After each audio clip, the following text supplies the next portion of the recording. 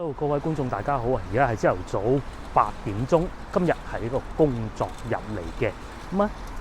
今一集嘅影片咧，我會去幾間唔同嘅西式快餐店，即係麥當勞啦、肯德基啦，或者我會去披薩克啦，同埋 Teams 咁啊去食早餐，試下呢幾間唔同嘅快餐店、西式快餐店佢哋早餐出品係點嘅。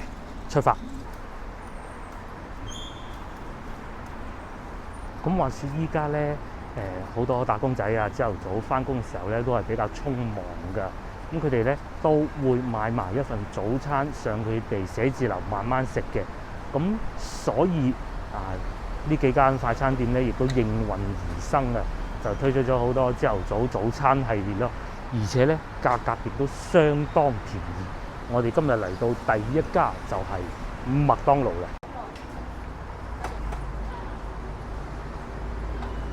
首先咧，麥當勞係有呢種機嚟點餐嘅。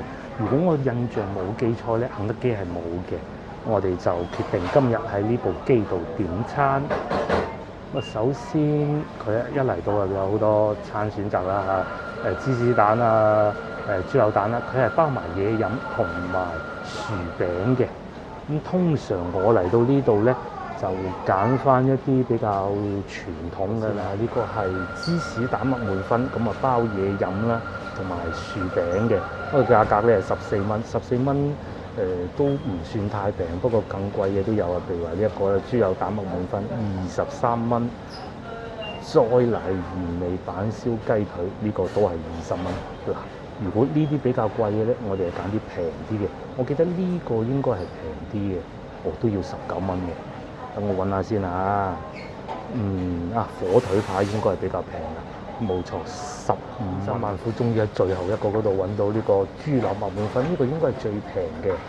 咁我哋一於就再睇埋呢個火腿雞扒15蚊，咁我哋又要個火腿雞扒啦。腸仔同薯餅咧，通常我就要薯餅嘅。咁你可以揀咖啡啦，呢啲係唔需要加錢嘅。咁啊，粵式奶茶又或者拿鐵都有，拿鐵係加4蚊。咁通常咧，我有個唔係幾好習慣嘅，明知自己啲腸胃唔好咧，都要揀可樂，咪中杯大杯都有。如果你唔再揀過嘅咧，其實應該就係中杯吧。好，咁我哋就落單，再嚟咁啊，到結賬環節，我哋點完成，咁啊再確認一下你個餐有冇錯喎。如果冇錯咧，就點結賬，就知道13個半一份。你話開始準備你嘅餐啦。咁啊，你可以有好多選擇嘅。通常Apple Pay 啦、銀行卡啦，我就會揀中間呢個。咁佢嘅支付方式都好方便㗎啦。只要你攞出你嘅二維碼喺呢度掃一掃，咁樣佢就會話支付成功。然之後咧喺呢度走張飛出嚟，我哋就可以過去排隊㗎啦。咁啊，睇見啦，好多人咧都係預先訂好餐嘅，就唔似我咁喺部機訂嘅，所以咧可能會等得耐少少咯。等下啦。咁至於 counter 另外一邊咧係整咖啡嘅櫃台嚟嘅。咁如果啱先去揀另外一啲咖啡咧，就係要過嚟呢度攞咯。所以咧，你係會喺大嗰個 counter 度同埋細嗰個 counter 攞到唔同嘅嘢。咁至於將鏡頭轉翻嚟呢邊，我都有排等啊！你睇上邊嗰部機，全部都係 number， 我係250號。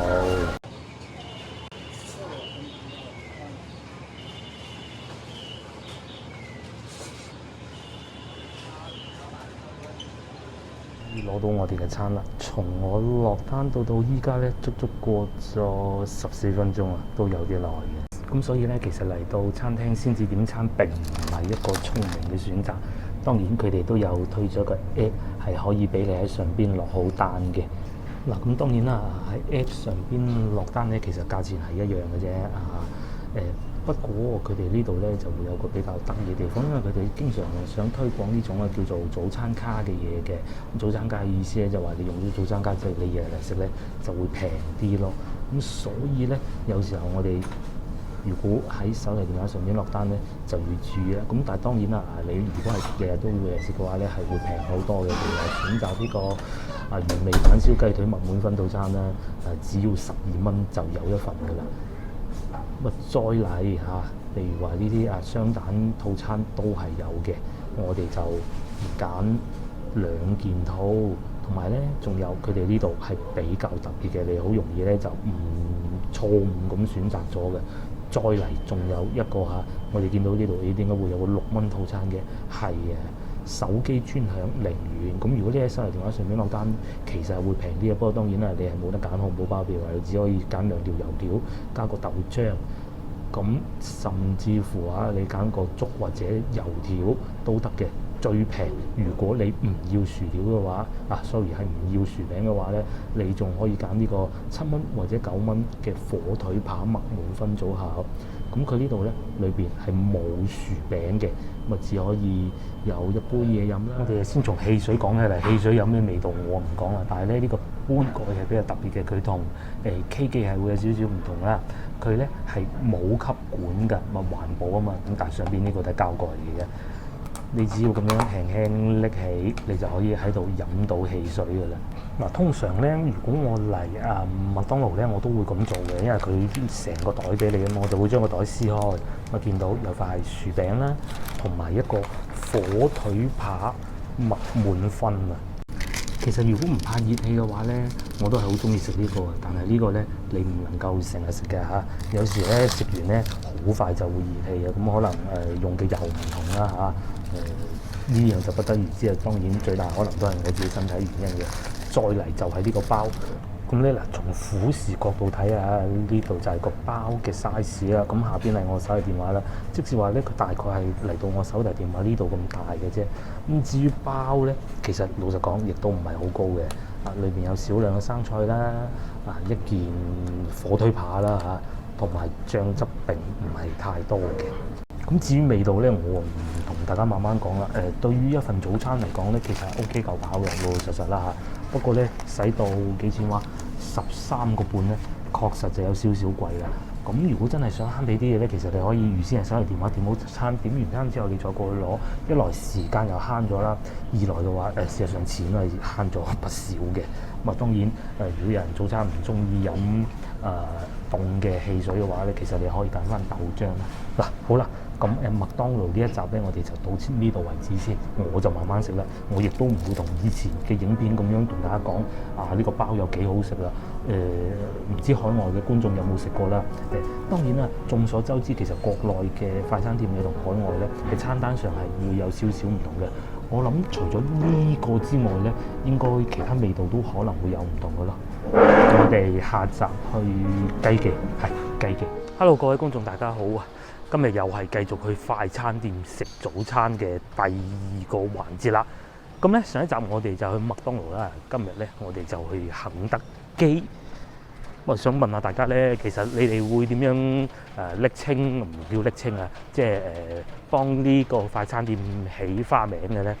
咁麥當勞我哋有時會叫牡丹樓啦，又或者係麥記啦咁如果肯德基咧喺國內咧，可能同香港好似有少少唔同嘅。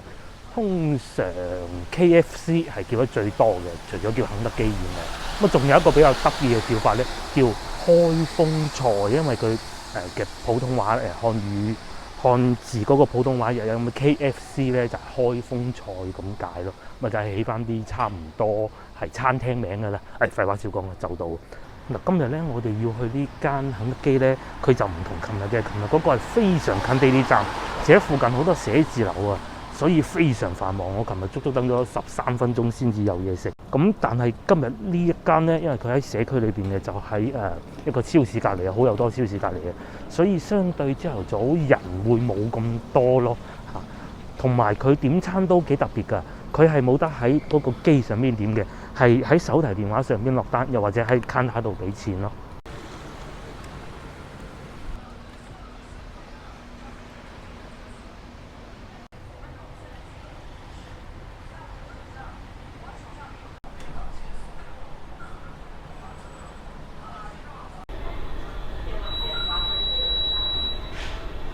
雖然就唔可以叫做話測評啦，咁但係我哋都點翻同琴日差唔多價錢嘅餐啦。咁啊，佢可以揀外送到家啦，同埋到店自取嘅。咁我哋揀到店自取。通常我嚟肯德基叫嘢食，大多數都係用呢種方式點餐嘅，就唔會話喺 counter 度落單咯。咁啊，睇下我哋有啲咩食啊？譬如話呢個芝士雞肉柏勞利豆漿三件套，如果冬天咧，我係成日會食呢個嘅。另外仲有一個地方咧，就係我自己咧。如果係去快餐店早餐咧，其實我成日會肯德基，因為有時候個女放假各種啊，或者個老婆唔舒服啊，我都會帶個女嚟呢度食早餐咯。好，我哋睇下價錢啦。譬如話呢個柏勞利三件套啦，最平19蚊，最貴22蚊。驟眼睇上去咧，就比琴日去麥當勞嘅稍為貴少少啦嚇。咁譬如呢個雞粥啦，佢哋係好特別㗎。肯德基喺國內咧係仲有做埋雞粥嘅。咁同埋全餐啦26蚊。同埋仲有呢個係好得意嘅，叫發風西餅。佢哋肯德基咧起名咧係好奇怪嘅，佢係會特登起啲好得意嘅名嘅。再嚟仲有呢個呢個咧，暫時睇到咧就係最平嘅13蚊咯。等我再睇下嚇。經過一輪嘅操作啦，我哋終於落好單啦。而家係7點42分，我咧係揀咗一份19蚊嘅套餐啊！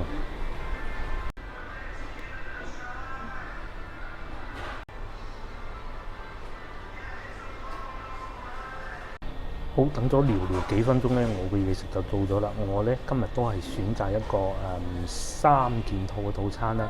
不過因為呢個咧包啊，佢係比較勁嘅，勁過琴日嗰個好多，所以咧價格稍為佢琴日係13蚊啦，今日係19蚊。同樣一樣係有薯餅啦，同埋可樂嘅。嗱，首先最大嘅唔同咧，佢哋係有一個餐盤嘅，佢就唔似琴日我哋去麥當勞嗰度咧，佢淨係俾個袋你隨時拎走。呢度咧係可以揀坐喺度食嘅。咁第二個唔同咧，就係呢杯汽水啦。琴日嗰杯汽水咧，佢哋係可以直接咁樣飲㗎。咁至於呢一個咧，係有俾一個紙嘅吸管擺落去飲嘅，咁就推行環保嘛。但係兩者之間咧，我就中意麥當勞嗰款多啲啊！嗱，兩個問題啊，第一個，因為佢呢個口太細咧，絕大部分好多時間咁樣篤落去咧，佢都會寫出嚟嘅。有試過用紙吸管嘅觀眾都可能會知啊。有時候咧，如果你一罐新開可樂咧，擺支紙吸管落去咧，嗰罐嘢咧就唔使飲，因為佢會有好強烈嘅反應，然之後肥晒出嚟。不過就還好，因為快餐店嗰啲汽水咧，啲氣都唔係好勁嘅，就冇呢種情況。但係相比之下，我都係中意嗰種杯。至於第二個咧，薯餅，我係食過呢度嘅薯餅㗎啦，我唔慢慢同大家測評。我食過兩間快餐店嘅薯餅咧，我係更中意嗰間嘅嚇，好得多得多嘅。呢個咧就稍為會硬少少，最後就講個包。嗱，呢個咧就係我哋啱先講嘅發風燒餅啊嚇。佢哋肯德基咧係好特別嘅，專門會起啲好特別嘅名嘅。咁佢外表咧係呢種好脆嘅啦，一掂落去咧就脆嘅啦。係咪就會散開晒嘅？確實咧，就真係同琴日我哋去麥當勞食到嗰啲包比咧，係呢個係份量大啲嘅。咁呢一個餐落到嚟，如果你話使19蚊一個人早餐咧，其實選擇係稍為貴啲咯。琴日13蚊嗰個其實都接受得到嘅，你可以坐喺餐廳入邊慢慢嘆，有3樣嘢食係嘛？好啦，我食嘢啦，我就唔同大家慢慢講有幾好食啦。我哋下集應該係會去 Teams 嘅啊！哇 ，hello 各位觀眾，而家係朝頭早8點3個字啊，終於嚟到我哋呢個鬼佬快餐店早餐系列嘅最後一個環節啦，應該係最後一個環節啦。咁咧，今日我哋就會去 Teams，係一個喺廣州新開大概年零嘅快餐店啦。但係咧，我就知道喺國外已經係好多年，好似係一間加拿大嘅快餐店嚟嘅嚇，如咖啡店嚟嘅。咁咧，我哋就會去中山4路呢一家，即係13中隔離嗰度城隍廟對面嗰一家。首先咧，呢個分店咧，佢哋都係8點鐘開門嘅，咁啊同其他大多數佢哋嘅分店都差唔多。不過咧，我就知道啊嚇，譬如話喺珠江新城呢間天河呢一間啊，係會更早開門嘅咯。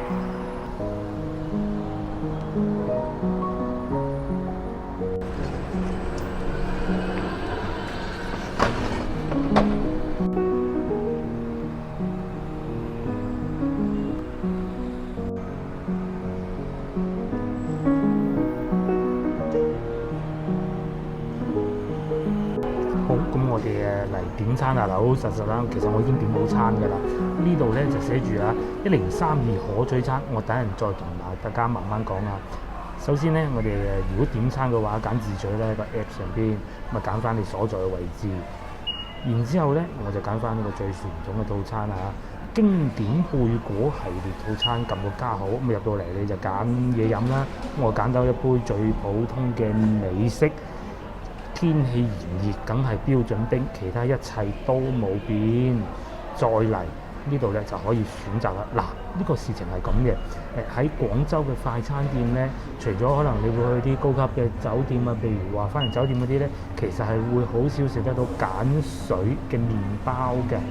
我而家要揀咗個鹼水麵包，睇見左下角話11蚊9毫咁經濟，其實唔係嘅。再點去26蚊9毫。鑑於我以前去上面2間快餐店咧，我都係有再點多個薯餅嘅，咁所以咧我就喺度再揀多一件薯餅，就6蚊雞。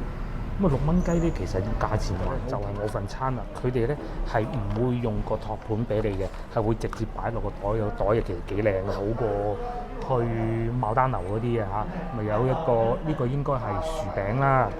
咁啊呢個咧應該就係嗰個鹼水麵包啦。咁啊再嚟下邊咧，呢個咧就係一杯嘢飲嘅喎，哇！就係一杯嘢飲嘅。咁呢個台面咧就擺滿晒所有嘅。首先咧呢個係我私人物品嚟嘅嚇，咁一個手提電話啦，一個手套啦，咁啊幾份早餐，張台就係得咁大啦，仲細過我哋去西關食麵嗰啲。就講下服務啦，因為之前嗰2間快餐店咧，我哋經常都會去到啊，我哋大概都知道咩情況。呢間快餐店咧，我哋係第一次嚟嘅，咁細隊住飯店添。我覺得咧都係應該講下佢哋嘅服務嘅。首先咧有得預先點餐嘅，預先點咗餐之後咧就唔需要等好耐，因為其他人都會預先點餐。但係我係嚟到鋪頭先至喺手機 app 上邊點餐，所以等得會比較耐。佢唔會有一個 mon 擺住喺度，就話到幾多號。咁所以咧我係等過咗號都唔知嘅。咁喺個 app 上邊咧，佢嘅顯示咧都係會冇辦法正常提示得嘅。呢個係可以改善嘅地方啦嚇。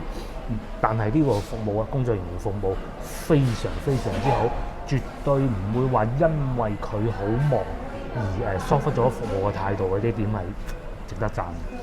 你睇下幾多嗰啲外賣小哥喺度等緊。工作人員咧，我暫時見到有3位未停過嗰種㗎。咁啊，附近寫字樓都唔少嘅，好多人咧都係唔想去另外嗰2間快餐店，因為喺我左手邊城隍廟就有一間，喺我右手邊東明軒亦都有另外一間2家大型嘅快餐店嘅。呢間價格係比較高，甚至乎高過我上次食嗰2間加埋嘅，使咗30幾銀。其實啲嘢係老實講下嚇，淨係講飽到程度，其實係一樣嘅，冇任何分別嘅。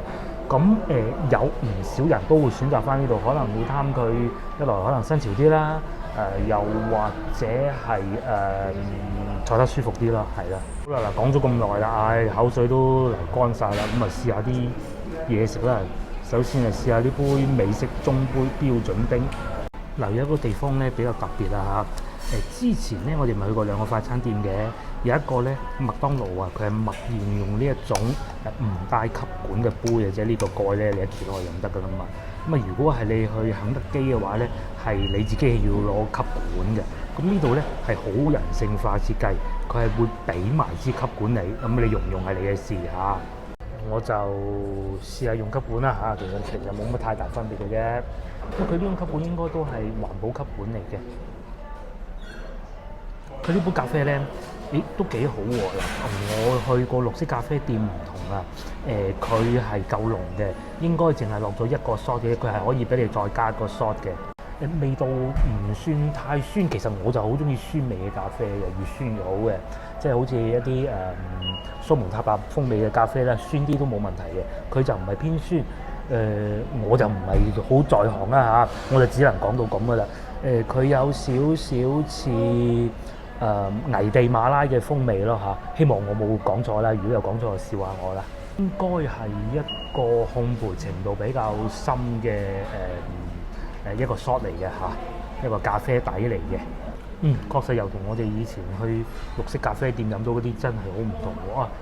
就係為咗呢個咖啡咧，以後可以嚟多啲呢個咖啡店啦。真嘅，我講真嘅，唔係話邊度好與唔好，而係試下唔同嘅味道啊嘛，係咪？咁啊，因為我飲咖啡都好奇怪，我中意偏酸啲嘅，但係咧，即使如此啊，我都係好中意試多啲唔同嘅風味，我唔中意飲死一種味道嘅。試下個薯餅啦。上次咧我就食過麥當勞同埋肯德基嘅薯餅，我都食過嘅。我自己係會比較喜歡麥當勞嗰個嘅。喺我心目中咧，我認為麥當勞嘅係最好食嘅。唔知呢度會點咧？嗱，輕輕考過一啖啦，唔剔住咁耐啦。佢係介乎於麥當勞同埋肯德基中間啦。嗱，好老實講啊嚇，我唔係話講人哋唔好，事實上嚟嘅。肯德基啲薯餅咧真係唔係好掂，硬鬼角角，煙韌嘅。咁你薯條點會煙韌？梗係要脆卜卜噶嘛，熱氣都冇所謂，我唔食啫嘛。麥當勞嘅咧就完全達到我標準，不過真係幾熱氣嘅。佢咧就啱我喺中間，冇咁脆嘅，係真係冇咁脆嘅。但係咧食起身似乎冇咁大負擔。咁如果作為一個你話真係日日早餐都要食啊嚇，唔係呢個前提之下咧。呢個係唔錯嘅嚇，但係如果講好食，同我指咩麥當勞嗰個好食。至於肯德基嘅話咧，就不必啦嚇，不必啦。我食埋個薯餅，再試下最後嗰個鹼水麵包。好，我哋最後就試埋呢個包啦。我暫且叫佢包，我費事騷我嗰啲英文咧有幾叻啦，咁包咧就俾我擺咗一陣嘅，所以咧就有少少裂咗啦，肉正常。打開睇有啲咩先？擺咗超過半個鐘頭嘅包咧，就俾我搞成咁啊！呢度應該係一啲芝士嚟嘅咁然之後裏邊有啲火腿啦，火腿粒嘅。我第一次食鹼水麵包應該係喺馬來西亞，應該係第二機場吧嚇，我唔係好記得啦。當時個老婆一見到咧，佢就話要買國內，當時係好難買得到嘅。都係嗰句咧，除非你去5星級酒店啦，而且咧質素未必夠外邊，因為佢唔係成日做啊嘛。咁當時我哋喺馬來西亞機場咧就買咗嗰啲鹼水包咧，哇，好硬，硬先係正宗嘅。老婆教我唔識啦。咁至於呢個咧係軟㗎嚇，咁我唔知下，如果有知道嘅觀眾話俾我聽下。嗱，俾我咬咗一啖啦，佢係腍身嘅，咬落去咧就似地食緊一個有啲包咧，佢咪會包住條腸仔喺裏邊嘅，嗰種有腸仔炸過嘅腸仔嗰啲包嘅包皮嗰種感覺啦。大概就係嗰種感覺咧，似你之前喺馬來西亞食到嗰啲味道，因為你食到裏邊咧。佢係會有一種好特殊嘅甜味嘅，咁相信應該就係鹼水啦嚇，係有嗰種味嘅，不過咧係一啲都唔硬嘅嚇。如果你話我都食慣其他嗰啲快餐店啊，嗰啲咩麥當勞啊、肯德基啊，其實試又不妨嘅。其實咧原先我仲係諗住去拍埋星巴克嘅，不過咧因為時間太緊迫啦，近期發生太多事情。